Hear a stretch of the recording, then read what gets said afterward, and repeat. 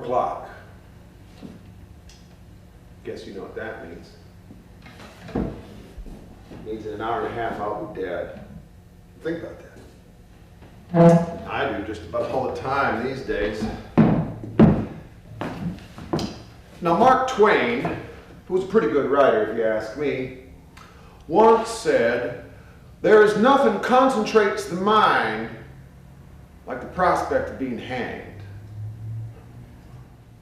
There were over 8,000 men in that local.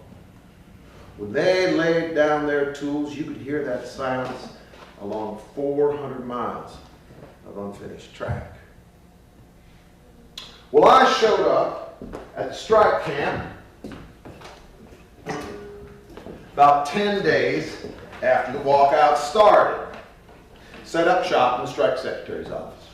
Of course, most of the time I was not sitting there staring at my pencil. Because you see,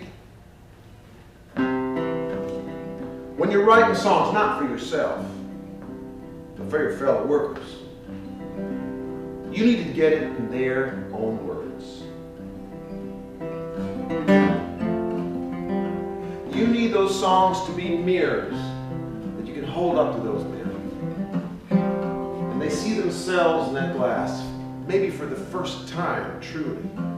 You want to see their faces light up when they hear the opening lines of that song, that first time you or anybody sings it for them. You want them to be able to turn to the guy next to you and say, "Boys, Joe Hill, he got that. Me."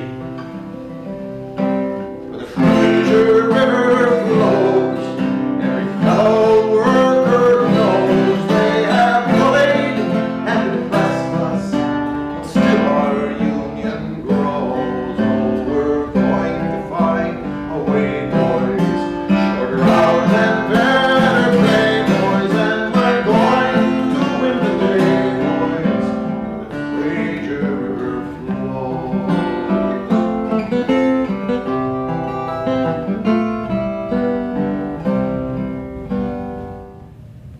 Now, this was not exactly a coincidence. Just about every time we got a good rally going down there in Skid Row, the bosses would send word to the Salvation Army they ought to put in an appearance.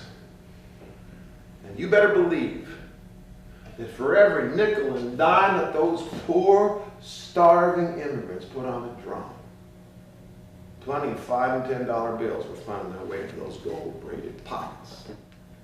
We put us together an IWW brass band to shoot it out with that angel band from the Salvation Army. Dress them up in bright red uniforms, too. So I, of course, had to write them a song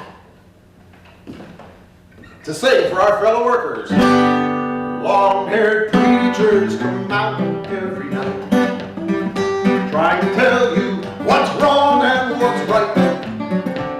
But when asked about something to eat, they will answer in voices so sweet.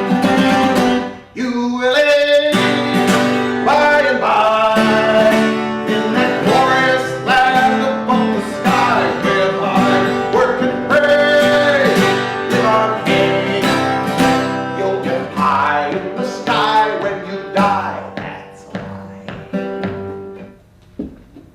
No, the IWW does not believe in dividing up workers based on what country they're from, or what language they speak, or what color they are, what race or religion, what country they live in, or how they got here. And we certainly don't believe that workers from one country ought to be killing workers from another country to further the interest of the bosses.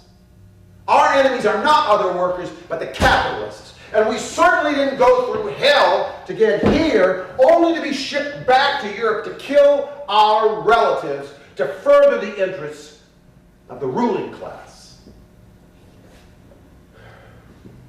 I mean, think of how we're looking pretty. It's bad enough that she's one of the only women teaching at the University of Utah. That she takes the train east in the summer to study at Columbia University, doing God knows what in that den of wickedness, New York City.